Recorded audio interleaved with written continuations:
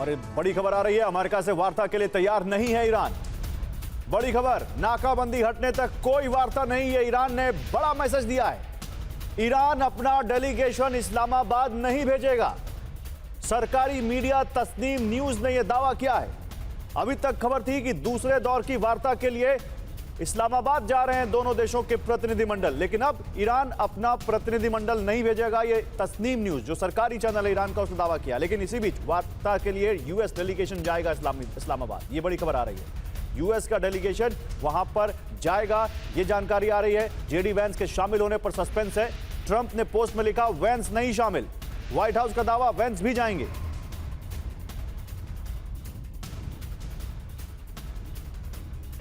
तो एक तरफ अमेरिका और ईरान के बीच बातचीत की आखिरी कोशिशें हो रही हैं, दूसरी तरफ समुद्र, आसमान और जमीन, तीनों मोर्चों पर अमेरिका की जंगी तैयारी खुलकर सामने आ गई है। युद्ध विराम की मियाद खत्म होने में अभी 72 घंटे बाकी है, लेकिन ट्रंप अभी से व्हाइट हाउस के वॉर रूम में चले गए। अमेरिकी मीडिया रिपोर्ट्स में दावा है कि डोनाल्ड ट्रंप ने शनिवार को सिचुएशन रूम में एक सीक्रेट बैठक की। इस खुफिया मीटिंग में अमेरिका के युद्ध मंत्री पीट हेग्सेथ और टॉप सैन्य अधिकारी शामिल थे।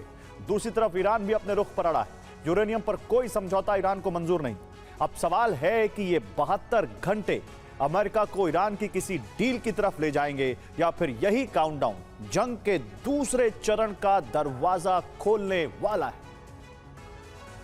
अमेरिकी मीडिया रिपोर्ट्स के मुताबिक डोनाल्ड ट्रंप ने शनिवार सुबह एक बेहद गोपनीय बैठक की। ये बैठक सिचुएशन रूम में हुई और खास बात यह है कि इस बैठक को लेकर ट्रंप प्रशासन की तरफ से कोई आधिकारिक जानकारी सामने नहीं आई।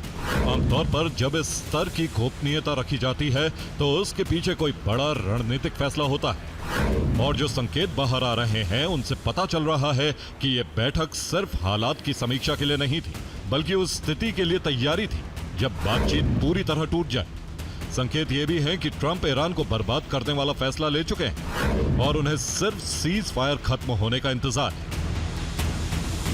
ट्रंप की इस खुफिया मीटिंग के बाद अमेरिकी मीडिया पर दावा किया जा रहा है कि अगर आने वाले 72 घंटों में कोई ईरान के साथ ठोस डील नहीं हुई, अगर इस्लामाबाद के जरिए बातचीत शुरू नहीं होती या ईरान ट्रंप प्रशासन की शर्तों पर आगे नहीं बढ़ा, तो अमेरिका का अगला कदम पूरी दुनिया को सिर्फ चौंकाएगा नहीं, डरा देगा।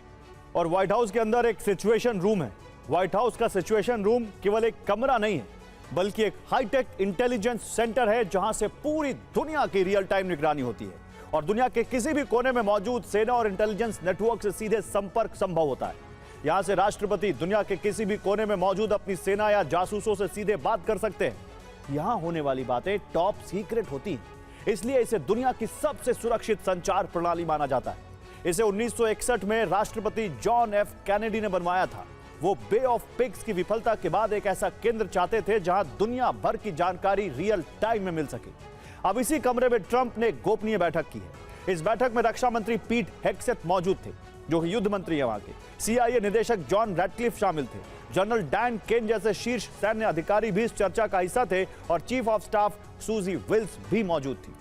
और 72 घंटे बाद या उससे पहले ही ईरान युद्ध का दूसरा चरण शुरू हो सकता है, क्योंकि अमेरिका ने जमीन, समुद्र और आसमान तीनों मोर्चों पर व्यू रचना कर ली है।